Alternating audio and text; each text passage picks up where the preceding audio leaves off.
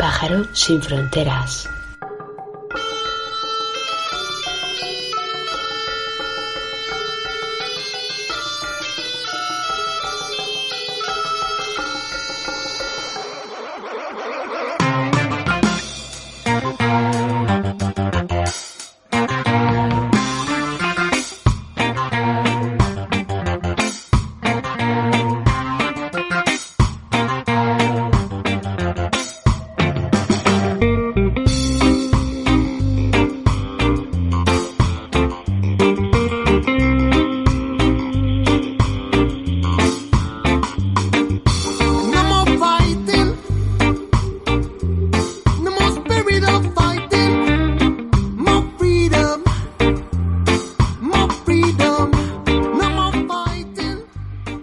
Observadoras y observadores, comenzamos una nueva reunión en el Nido, esta semana de nuevo en formato especial de El Pájaro sin Fronteras, en conexión con México para ofreceros este segundo programa acerca de las diversas problemáticas socioambientales en el país.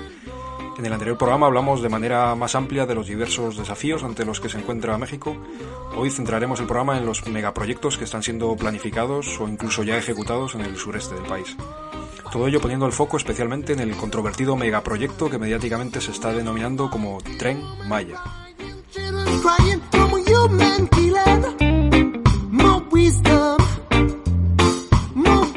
Antes de nada queremos mandar un saludo y un abrazo a toda la audiencia de la Cuarta Revuelta Radial por el apoyo mutuo, formada por diversas radios libres, principalmente de distintas regiones del continente latinoamericano, y en la cual hemos tenido una vez más posibilidad de participar. Un honor poder volver a formar parte activa de esta gran red que se está construyendo, hoy con un cadenazo de programas centrados en torno a la defensa de la vida y el territorio contra el despojo y los proyectos de muerte. Esperamos que este contenido sirva humildemente para aportar otro granito de arena en la difusión de las luchas que están llevando a cabo muchos colectivos como los que entrevistaremos hoy. Mandamos también un saludo y un abrazo a toda la audiencia de Radio Almaina en Granada y Radio Bronca en Barcelona, radios libres que remiten nuestros vuelos. Y como no, saludamos también a toda nuestra audiencia de Cantabria o de cualquier otra región del mundo que nos escucháis a través de internet en nuestros portales de iVoox o YouTube.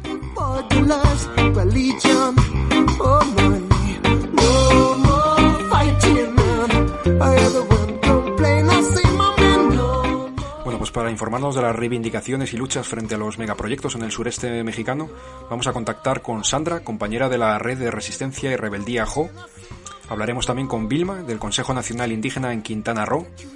Y finalmente contactaremos con Pedro, compañero de la Asamblea en Defensa del Territorio Maya.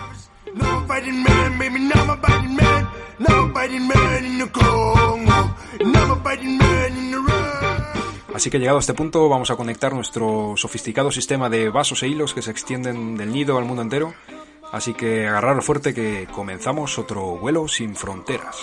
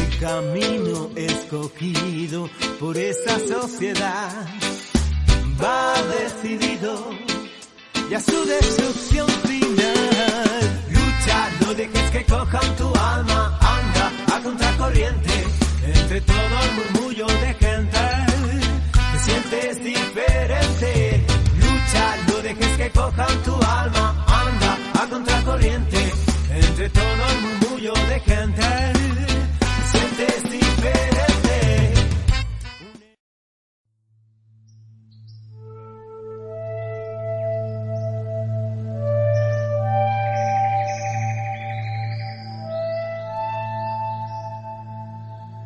Ambientalistas, científicas y organizaciones ciudadanas pidieron ayer al presidente electo suspender la consulta ciudadana convocada para este fin de semana en tanto no se conozcan los riesgos y el impacto ambiental que enfrentan 3 de los proyectos que se consultarán: Tren Maya, Tren del Istmo y Refinería Dos Bocas. En una carta dirigida a Andrés Manuel López Obrador, los especialistas señalaron que estos proyectos ponen en riesgo hábitats naturales en 7 estados del país. Las vías atravesarán zonas de alto valor de biodiversidad que ya se encuentran en riesgo debido a la ganadería extensiva, la industria petrolera y la minería, según las organizaciones. Además, el Tren Maya cruzará la reserva de la biosfera de Calakmul, área protegida por la UNESCO y hogar de especies en riesgo. El corredor ferroviario del Istmo atravesará una zona que acumula la mayor cantidad de agua potable del país. El Ejército Zapatista de Liberación Nacional insistió en su postura de no apoyar los megaproyectos de infraestructura del presidente López Obrador en el sureste mexicano, y los zapatistas aseguraron que defenderán su tierra con su vida si es necesario. Hablaron particularmente de la construcción del Tren Maya. Hola Sandra, muy buenas. Hola, buenas. ¿Qué tal? Antes de nada, muchas gracias por atendernos para esta entrevista. ¿Nos podrías explicar un poco acerca de qué es la red de resistencia y rebeldía JO? Claro que sí. Antes que nada, muchas gracias por el espacio para compartir nuestra palabra desde Mérida, Yucatán, México. Lo primero que quiero decirles es que esta red de resistencia y rebeldía es el resultado de el primer esfuerzo de organización que se hizo en torno a la candidatura de la vocera del Congreso Nacional Indígena y del Ejército Zapatista de Liberación Nacional, que fue María de Jesús Patricio Marichuy. En ese momento se formaron apoyo al Consejo Indígena de Gobierno, que en todo el país y en todo el mundo, que básicamente se trataron de recolectar las firmas para la candidatura a la presidencia de Marichuy. Ese fue un primer esfuerzo y posteriormente se realizó un encuentro de redes de apoyo al SIG en Chiapas, en el Caracol de Morelia, en el Caracol de Morelia, no es Oventic. Y ahí hubo un llamado, una propuesta de la Comandancia General del Ejército Zapatista de Liberación para que esas redes de apoyo al Consejo Indígena de Gobierno se convirtieran en redes de resistencia y con el nombre de cada quien en su lugar. El objetivo de estas redes era no abandonar la articulación que se había logrado en torno a la candidatura de Marichuy y que por el Congreso ya está trabajando alrededor del zapatismo, siendo entes a las declaraciones de la Selva Candona o en la otra campaña. En ese contexto es que la red de apoyo al Consejo Indígena de Gobierno en Yucatán se convirtió en la red de resistencia y rebeldía JO. La palabra JO es el nombre que recibe la ciudad de Mérida antes de ser conquistada por los españoles. Ese era su nombre. Entonces, por eso se llama la red de resistencia y rebeldía JO. En este momento, el trabajo de la red ha sido acompañar el esfuerzo de distintas organizaciones que se están oponiendo a la implementación de distintos megaproyectos en la zona, entre ellas la Asamblea de Defensores del Territorio Maya Muchimbal, con quienes hemos colaborado desde que ellos se formaron como asamblea. Nosotros existimos como red un año antes.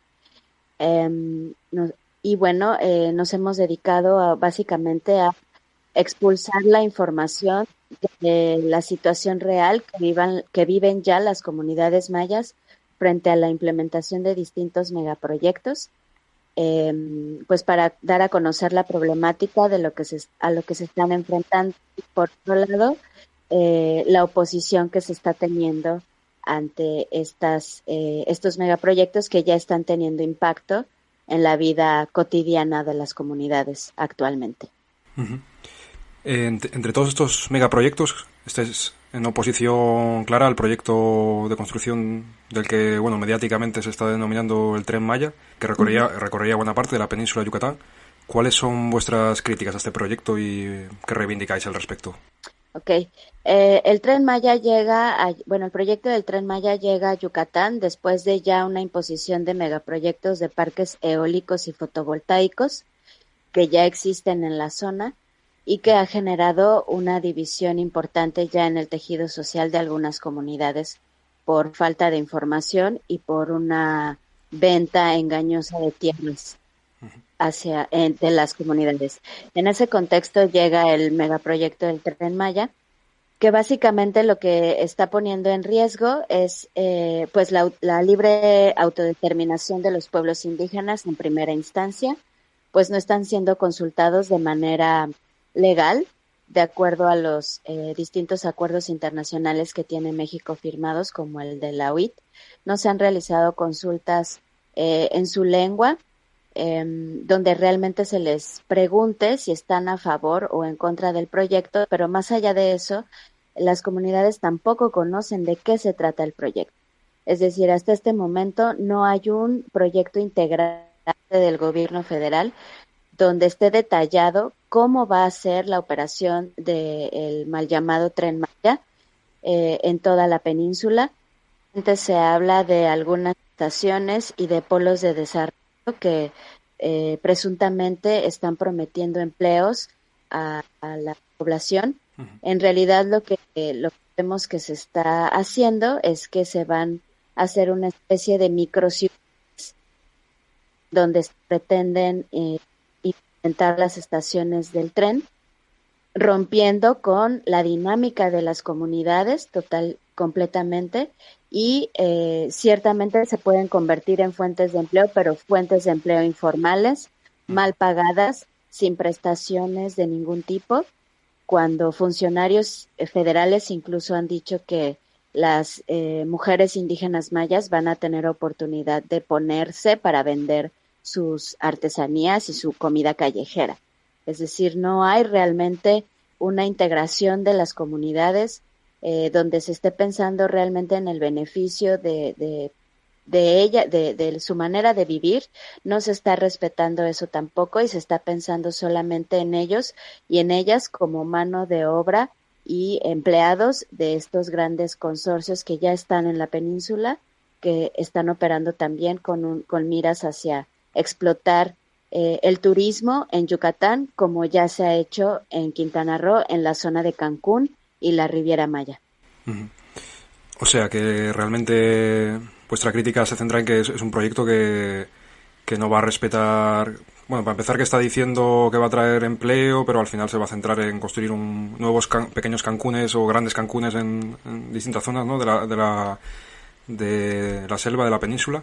Y además que el empleo que vaya a generar en esas microciudades donde las paradas, que va a ser empleo no irregular, mal pagado, o sea que realmente a la propia población local, que es una de los puntos a favor que el gobierno comenta que serían provechosos, ¿no?, para la población local, no es cierto que vaya a haber trabajo de calidad y adaptado un poco a los ritmos de la gente local. No es cierto que se vaya a crear ese tipo de empleo, ¿no? Claro. Y por otro lado, el impacto ambiental, porque también se está hablando de que el tren se va a construir sobre las vías que ya existen de tren de carga. Sin embargo, no se está hablando de todo lo que se necesita para poder utilizar esa vía, es decir, todo el terreno que hay que, como se dice acá, que chapear, que cortar la selva, el monte, pues, para montar estos polos de desarrollo para que puedan pasar los trenes, cuando hay que recordar que aquí en Yucatán el tipo de suelo es poroso, es decir, Yucatán, el gran parte del territorio cruza un anillo de cenotes que es de los más importantes de la región, es una reserva acuífera importante del país y del mundo. Y no se está considerando eso, es decir, el territorio no tiene capacidad de carga para poder soportar, y esto no te lo digo yo, está sustentado por científicos y académicos de la región. El territorio no es adecuado para sostener un proyecto de este tipo. Como sabes, aquí Yucatán está lleno de cenotes, de cavernas, y bueno, eso está poniendo en riesgo también toda la diversidad de flora y fauna que existe en la región, que ya está siendo impactada, como te comentaba hace rato, por ejemplo, los parques eólicos, donde ya está habiendo mortandad de aves, porque por aquí es pues un paso importante de aves migratorias, y está pasando lo mismo con los parques solares, que han generado una tala importante del territorio y obviamente está impactando, por ejemplo, en la apicultura, es decir, en la generación de miel y todo lo que tiene que ver con las abejas, que es una de las actividades económicas más importantes de los mayas y de los mayas actualmente. Los neoliberales, sus grandes mansiones, los grandes jardines y los lujos para vivir.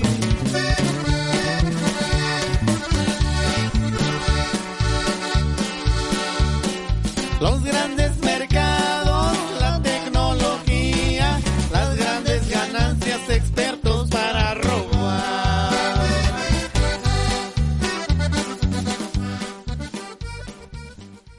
Entre las críticas a los megaproyectos has comentado también el tema de los megaparques de eólicos, si no recuerdo mal. ¿Qué otros megaproyectos están planeados y estáis un poco haciendo campaña en contra de ellos? Sí, bueno, te decía, los que son fotovoltaicos y los eólicos, que son los de paneles solares y los de hélices, para generar energía.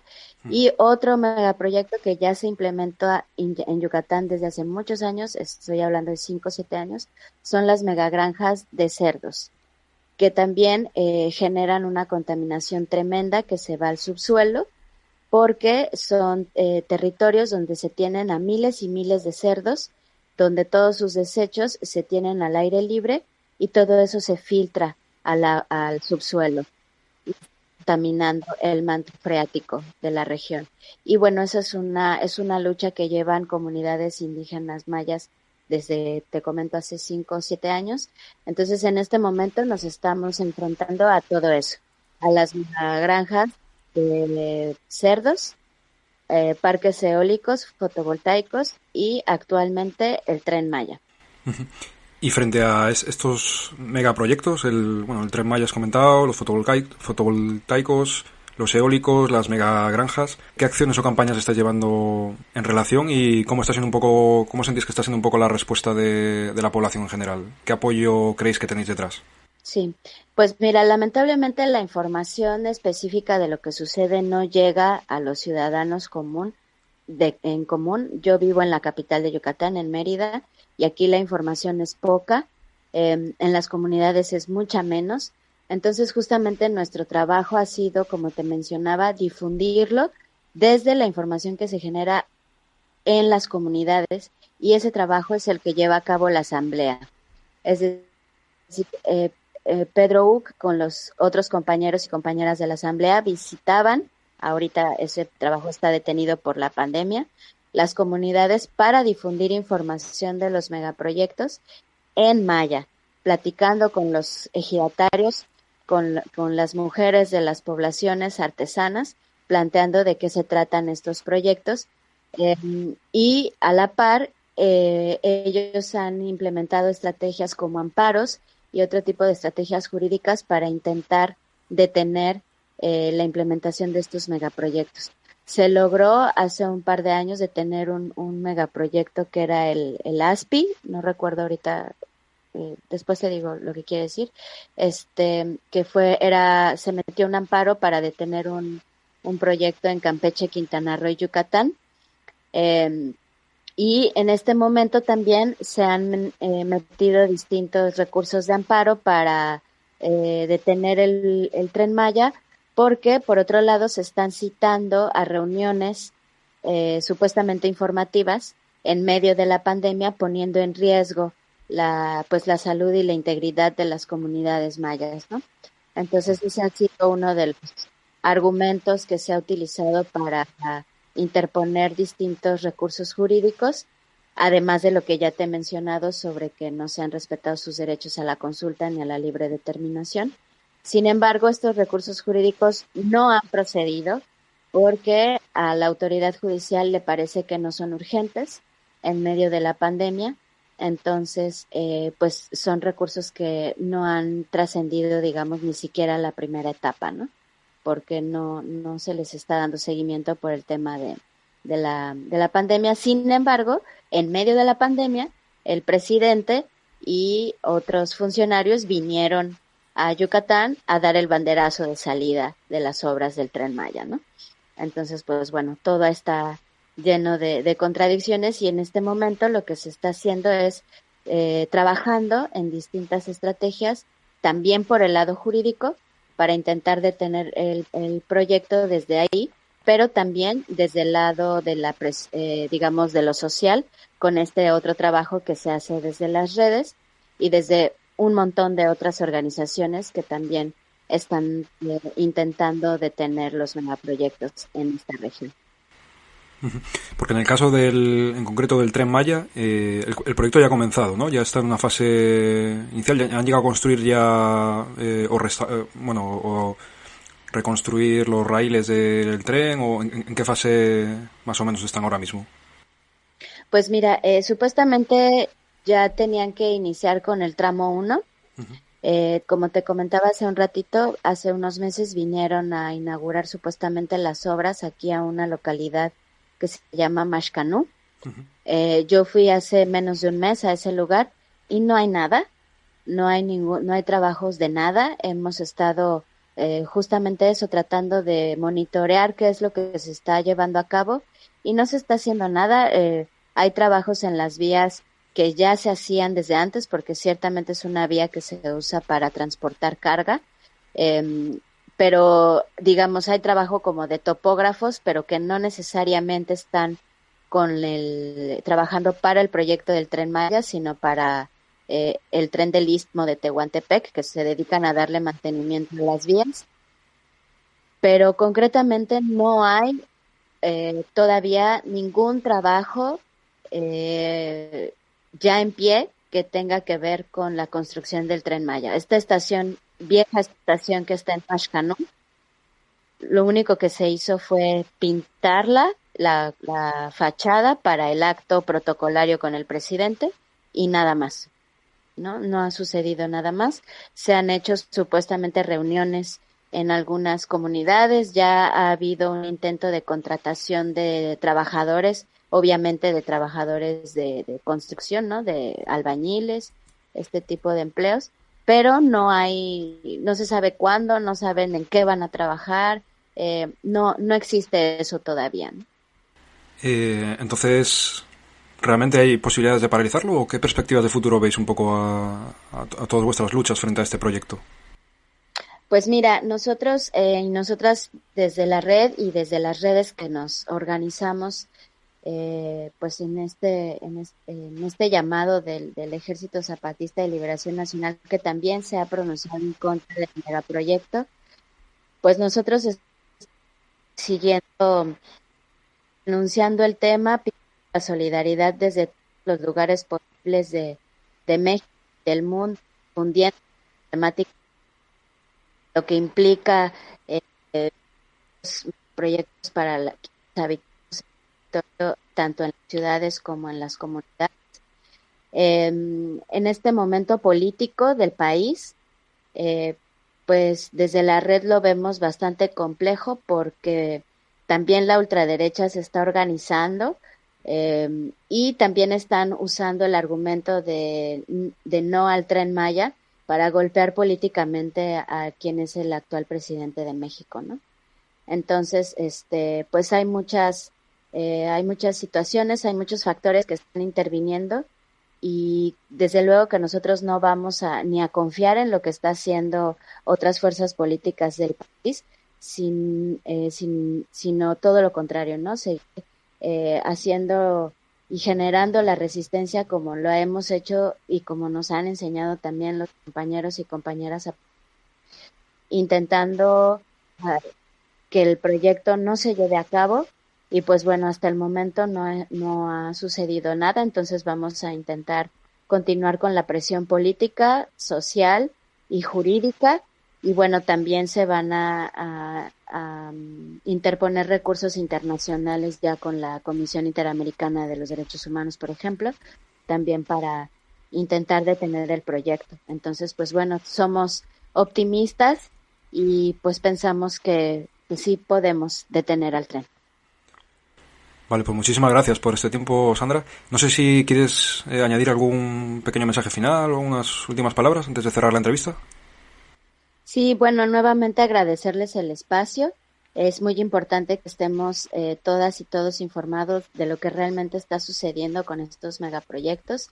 Y bueno, solamente darle eco a la petición y al sentir de las comunidades mayas de Yucatán de Yucatán, que es con quienes tenemos más cercanía, rentan y se vende, y pues bueno, seguimos en esta lucha y pues no al mal llamado Tren Maya ni a los megaproyectos. Muchas gracias. Muy bien, pues mucho ánimo en la lucha, Sandra, y hasta pronto. Muchas gracias. Gracias por el espacio.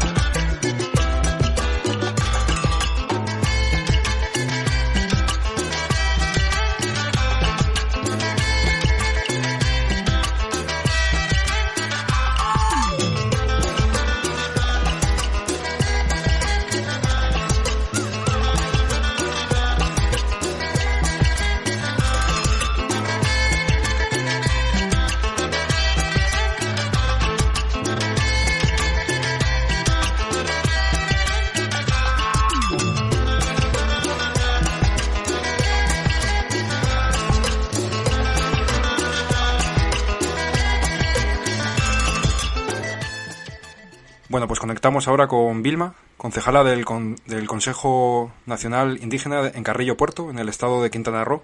Hola Vilma, ¿qué tal? Hola, ¿qué tal? Mucho gusto. Igualmente. Gracias por la invitación.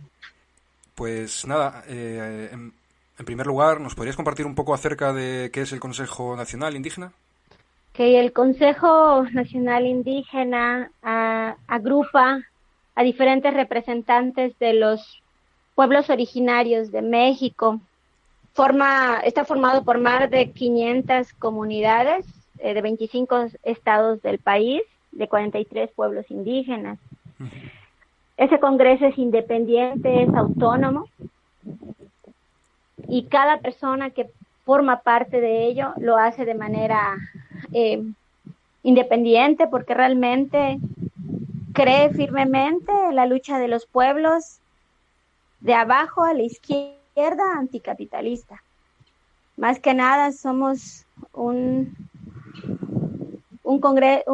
consejo en el que estamos luchando precisamente por nuestra autonomía, porque se respeten nuestros derechos colectivos, la autodeterminación de los pueblos, que históricamente hemos sido pisoteados, manipulados, con procesos terribles de asimilación. Entonces, este Congreso reivindica a los pueblos de México. ¿Y cuánto tiempo lleva existiendo el Congreso Nacional Indígena? El Consejo en sí nace en 2016, que fue aprobado por el Congreso Nacional Indígena. Entonces, desde el 2016 se forma el Consejo, uh-huh, que está representado por diferentes pueblos. Vale, es decir, el Consejo forma parte del Congreso, que es una estructura más amplia, ¿no? Sí, uh-huh, así es. Vale. ¿Y cómo os organizáis? ¿Es un sistema asambleario o qué? ¿Cómo os, a la hora de tomar decisiones, cómo os coordináis? Así es. En el Consejo Indígena de Gobierno siempre se lleva la palabra a los pueblos. No hay una persona que tome las decisiones por los demás, sino que siempre se hacen propuestas y se tiene que caminar los pueblos para, ya sea en asambleas o agrupaciones que están ligados al Consejo Indígena de Gobierno, se toman las decisiones de manera colectiva. Nunca es tomado por una sola persona, sino que se lleva la palabra a los pueblos y se regresa para ver las decisiones tomadas. Y también en la estructura hay coordinaciones, hay toda una forma de organizarse que nació de los pueblos y que se ha tomado en las asambleas. Nada ha sido impuesto. Y a nivel del Consejo Nacional Indígena en Quintana Roo, ¿qué luchas o reivindicaciones estás llevando a cabo en este momento? Es muy difícil lo que ahora vivimos debido a los megaproyectos o un proyecto enorme que es el tren, que lastimosamente le ponen como nombre maya, pero que este proyecto en realidad engloba proyectos más grandes. Es preocupante porque es como una colonización del territorio. Entonces ahora regresan para explotar nuestros recursos. El estado de Quintana Roo, desde los 70 ha visto en el turismo masivo, altamente destructivo, la riqueza, ¿no? La manera en el que la gente tenga empleo, pero como siempre enriqueciendo a los grandes empresarios y destruyendo pues todo lo que nos rodea, impactando severamente el ambiente. Y de por sí tenemos problemas severos, ¿no? Ambientales, y con esto es devastador. El problema es también muy grave porque mucha gente está desinformada. Entonces están aplaudiendo un gran proyecto, o sea, me refiero a gran porque es enorme, no porque sea algo bueno. Están aplaudiendo y quieren porque la única forma en la que el gobierno informa es como una fiesta de promoción y como si fuese la solución a toda la deuda histórica que tienen con el pueblo maya. Entonces lo anuncian como si esto viniese a resolver todos los problemas económicos, sociales, cuando es todo lo contrario. Y sí es algo triste porque la gente está desinformada. Entonces para las personas que informamos, de pronto ni siquiera están abiertas a escuchar, ¿no? Muchas veces. Y pues toda la dependencia que se ha vivido por el turismo, toda la dependencia económica, que pues esto tiene que ver con programas de gobierno, tiene que ver incluso con las estructuras educativas que son preparados todos precisamente para continuar con el turismo masivo, para que ahí se empleen. Entonces, de pronto, el que digan que viene un tren a traer empleo, pues es algo que muchas personas aplauden, pero no están hablando de toda la devastación, toda la destrucción que va a traer. Por ejemplo, nuestro suelo es altamente calcáreo y es poroso. Entonces, todo lo que ocurre arriba fácilmente hace que se contaminen el manto acuífero, porque nuestros ríos son subterráneos. Entonces, estos sistemas de verdad están en seria amenaza. Y pareciera que no están tomando en cuenta incluso académicos, personas que forman parte de diferentes organizaciones, han mostrado estos problemas que existen, ¿no? Que existen con este megaproyecto. Pero parece que no nos ignoran, ¿no? Hay instituciones que han avalado este proyecto, pero en las mismas instituciones como el INAH también hay investigadores académicos también que han demostrado que esto es súper destructivo. Y lo mismo en las instituciones que tienen que ver con el cuidado del medio ambiente.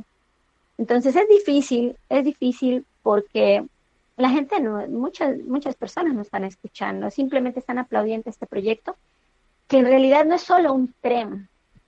No es solo un tren, realmente es la destrucción al entrar inmobiliarias, al entrar grandes empresarios, también se tiene vislumbrado maquilas acá de manera cercana, y estamos viendo también que las eólicas y fotovoltaicas se están expandiendo en la península, pero sabemos que toda esa energía que se produce por las eólicas y fotovoltaicas no son para los pueblos. Y vemos también una expansión tremenda del monocultivo. Entonces, si vemos también los criaderos de cerdos, ¿no? Toda industria porcícola que daña severamente el agua. Estamos viendo una devastación, o sea, ahorita estamos viendo un preámbulo a la llegada del tren. En la disque consulta, porque realmente no fue una consulta real, hecha a los pueblos, y se lo puedo decir porque yo estuve en la fase informativa, estaba escuchando qué estaban diciendo. La realidad es que no informan al pueblo, lo que hacen es promocionar el tren. Y ahí mismo dijeron que el tren iba a ser de carga, pero para los productos de los agricultores de la zona. Cuando sabemos que eso es mentira. O sea, lo han pintado como una fiesta, pero lo que estamos observando es cada vez más destrucción por el monocultivo, estas grandes territorios destruidos por las fotovoltaicas y las eólicas. Vemos los planes para poner maquilas, zonas de maquilas, y como el mismo presidente ha dicho, va a ser el primer lugar en el que los hermanos de Centroamérica van a venir a ser empleados. Entonces, para nosotros es realmente grave porque están planeando todo un saqueo al territorio y un impacto tremendo. Y eso no se está diciendo a los pueblos. Entonces, para nosotros es urgente que realmente se pueda informar, y es parte de nuestra tarea, ¿no?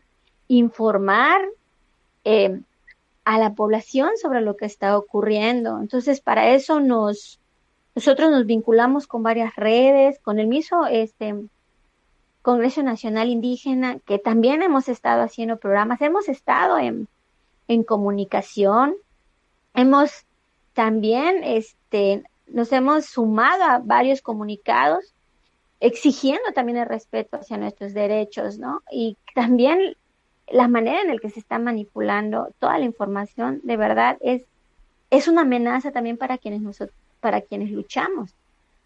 Porque al final de cuentas, lo que hacen es que nos confrontemos. El presidente hace poco declaró que las organizaciones que están apoyando procesos legales en realidad estaban financiadas por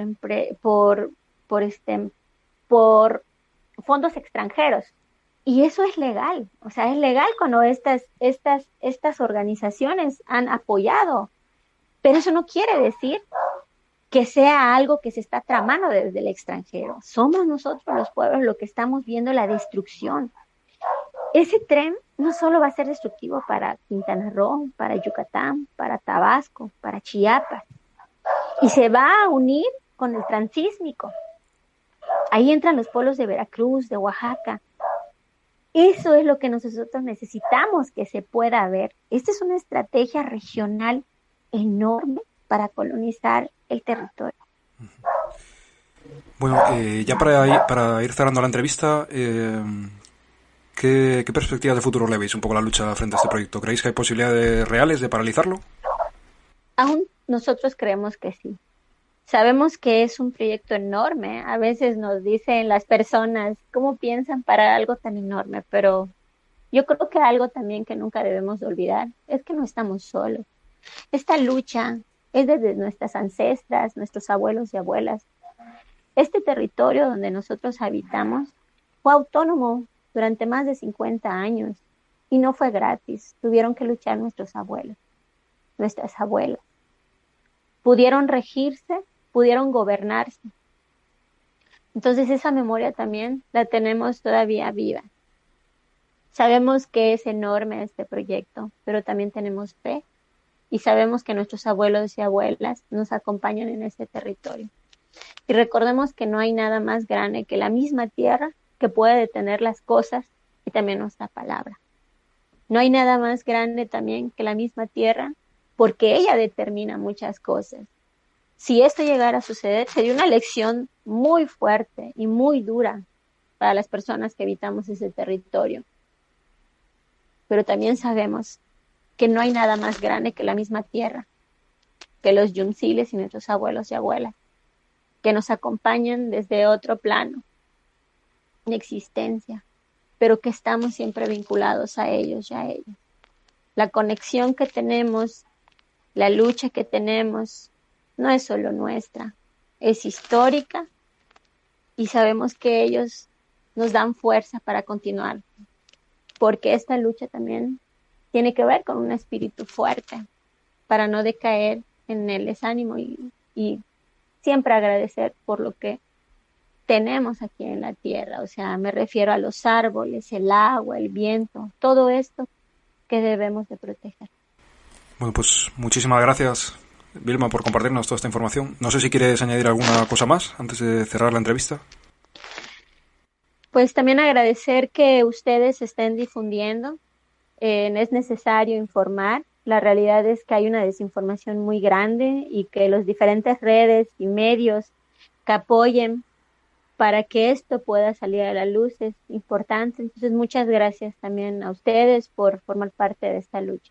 Nada, pues esperamos servir como granito de arena en la difusión y bueno, pues nada, mucho ánimo en esta lucha que estás llevando a cabo. Gracias. Hasta pronto. Hasta luego. Ay, ay, ay. ¿Dónde están aquellos que no piensan igual? ¿Dónde están? ¿Dónde están? Somos marionetas de esta sociedad. ¿Dónde están aquellos que no piensan igual? ¿Dónde están? ¿Dónde están? Oh, nuevo amanecer desde mi balcón, otro nuevo día para pasar a la acción. Conectamos por último hoy con Pedro, miembro de la Asamblea en Defensa del Territorio Maya. Hola Pedro, ¿qué tal estás?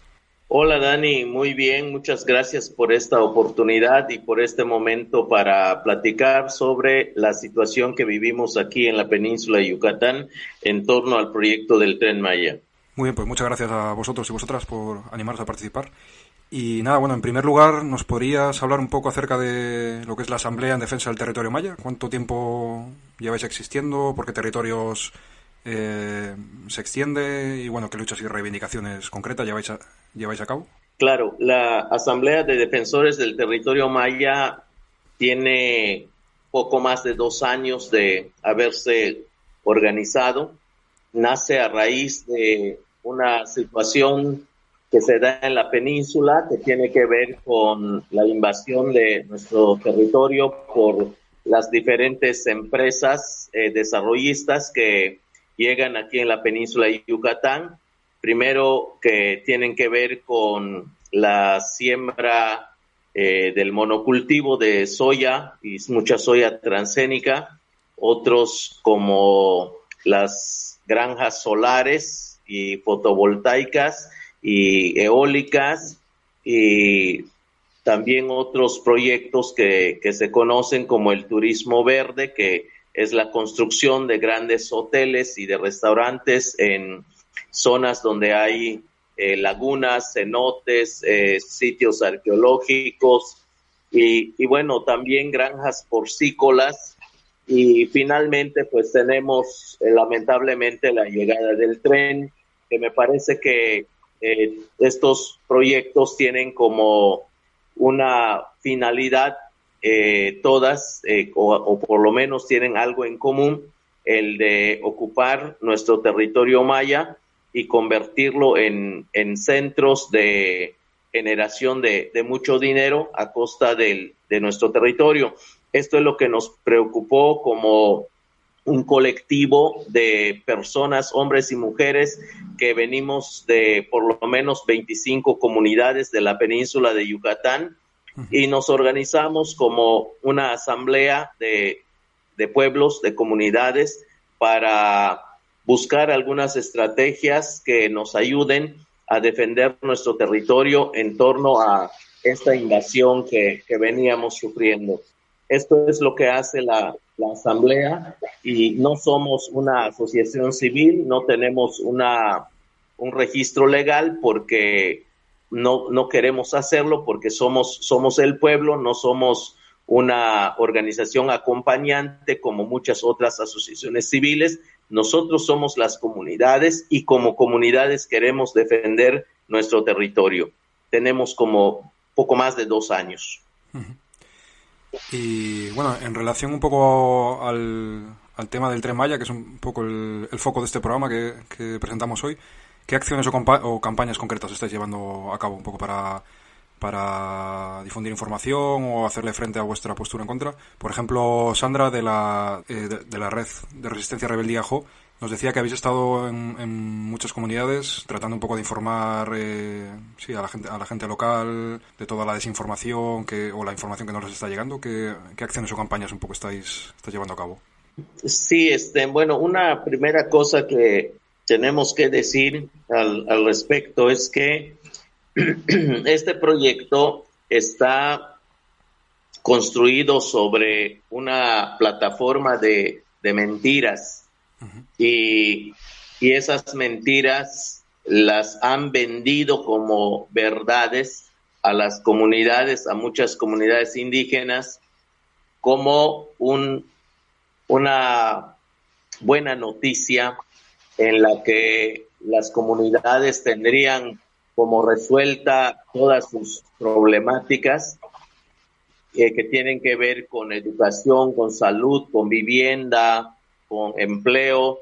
Y bueno, el presidente, que es el impulsor de este proyecto, pues ha construido todo un discurso fantasioso que ha vendido a las comunidades, que ha impuesto en las comunidades para que las comunidades puedan aceptar este proyecto que no nace de nosotros, sino nace de intereses capitalistas, de intereses de las empresas asociadas con este gobierno. Entonces, nosotros lo que hemos hecho, entre otras cosas, como comunidades, es informarnos sobre lo que dicen los estudios científicos y académicos en torno a este proyecto. Hemos recurrido a los estudios que hacen especialistas de la UADY, de la Universidad de Yucatán. Hemos buscado el apoyo también de especialistas del CONACYT.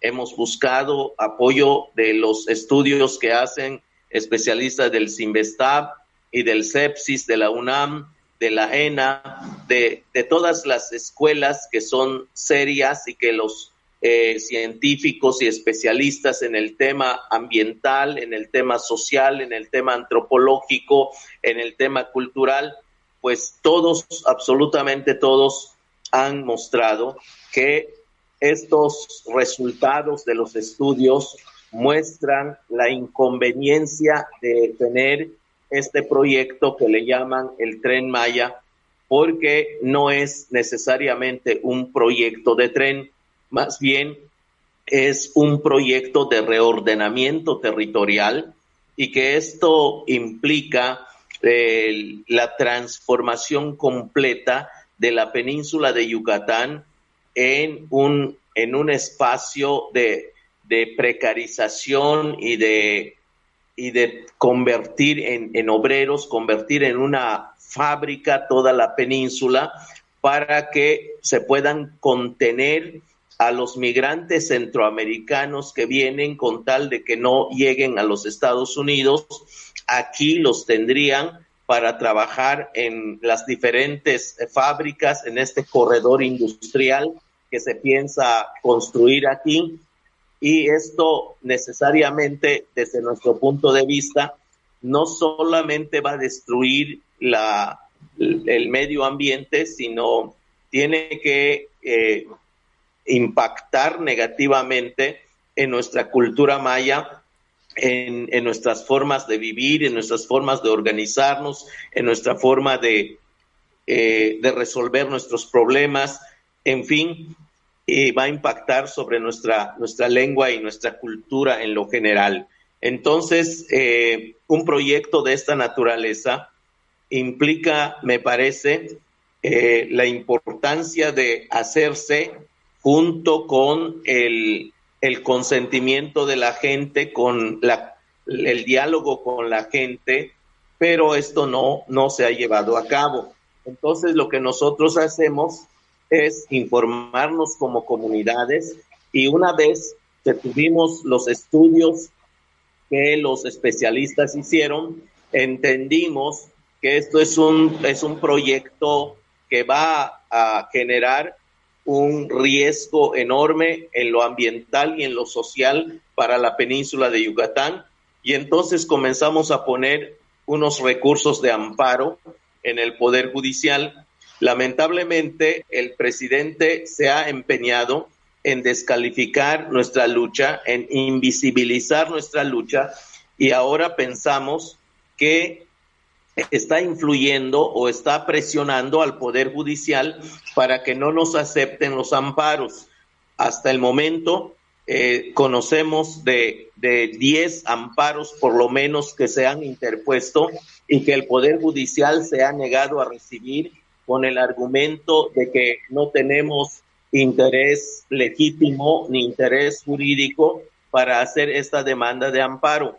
Nosotros nos extrañamos porque nos tratan como extranjeros, como si no fuéramos de este país, porque el no tener interés legítimo o el no tener interés jurídico nos hace pensar que somos extranjeros y no somos hijos de esta tierra, ni somos hijos de este país, pero además nos parece que pone en riesgo la democracia de la que tanto se ha presumido, sobre todo en este gobierno, y anunciando desde su campaña que iba a llegar a ser un gobierno en el que beneficiaría a todos, primero los pobres.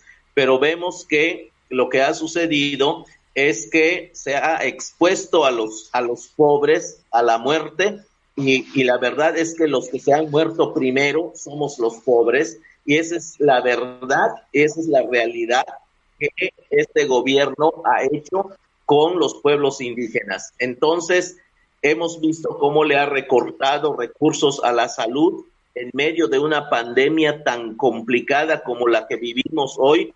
Sin embargo, al proyecto Tren Maya no solamente no le ha recortado presupuesto, sino le ha sumado presupuesto a este proyecto, pero además no nos explicamos cómo le puede pagar millones de pesos y de dólares a ONU Habitat solo para que le puedan decir que tiene un respaldo de la ONU, que vergonzosamente la ONU se está prestando para esto, para legitimar un proyecto de etnocidio, como efectivamente lo ha dicho en los estudios de impacto ambiental que han presentado por Fonatur.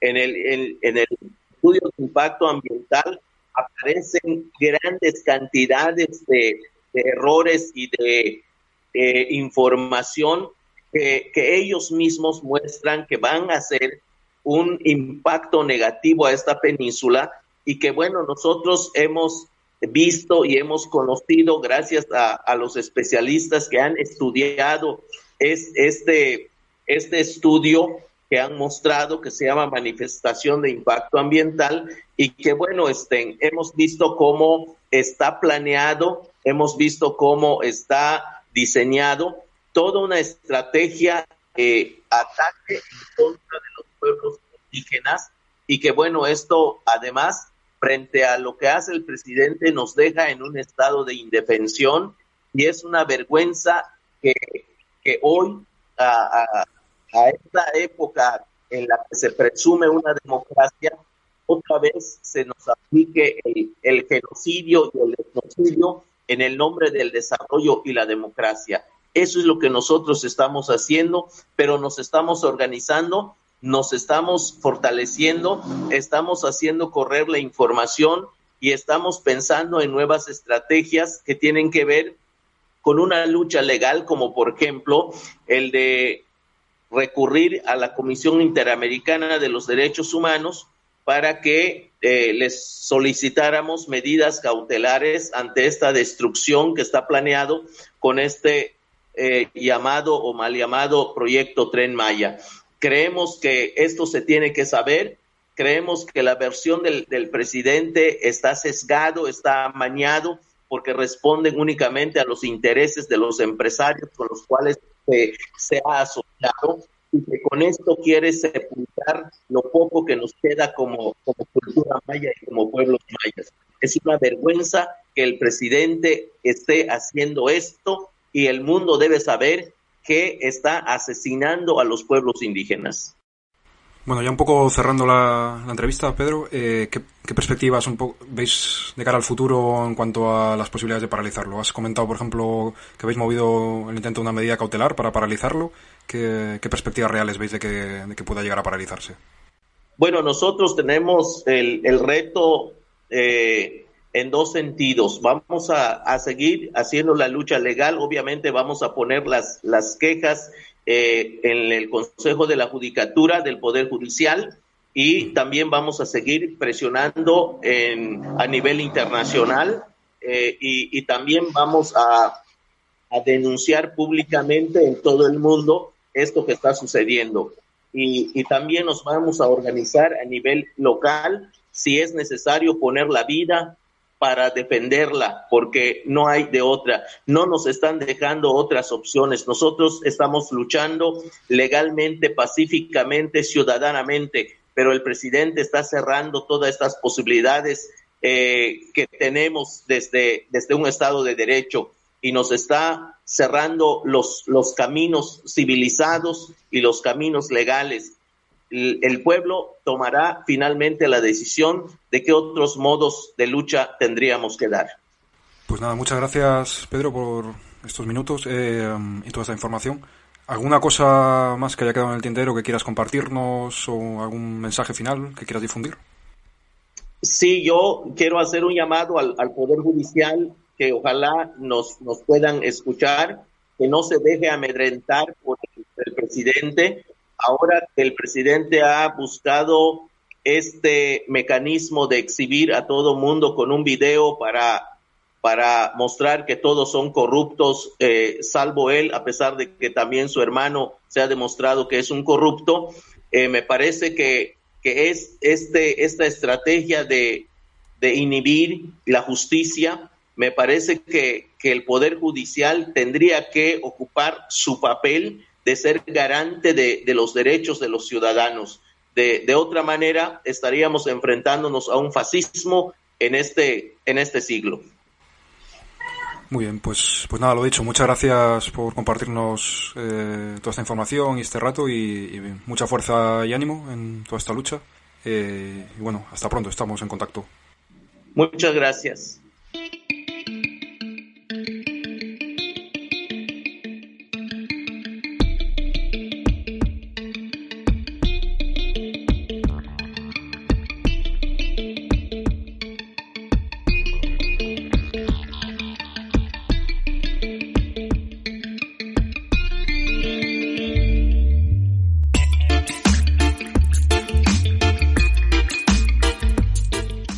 Pues ahí quedan las reivindicaciones y los testimonios de Sandra, Vilma y Pedro.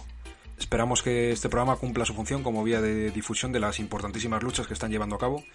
Luchas frente a megaproyectos que, por cierto, aunque los contextos sean muy distintos, los intereses que se ocultan tras ellos y las luchas en unos lugares y otros riman mucho entre sí. Y en ese sentido, quienes venís escuchando nuestros programas del Pájaro Observador, en Cantabria también nos encontramos ante situaciones de lucha frente a megaproyectos, como es el caso de los parques eólicos en los valles pasivos. Bueno, pues llegado a este punto cerramos este programa especial, este bloque de 2 programas ambientados en México, y os esperamos la semana que viene en el formato habitual del Pájaro Observador.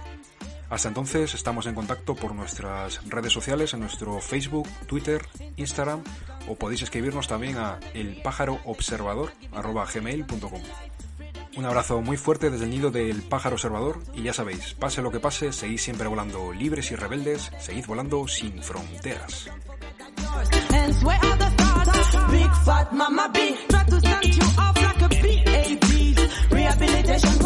Big fat